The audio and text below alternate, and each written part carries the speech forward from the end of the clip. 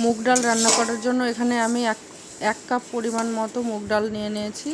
হালকাভাবে কড়াইয়ে ভেজে নিলাম।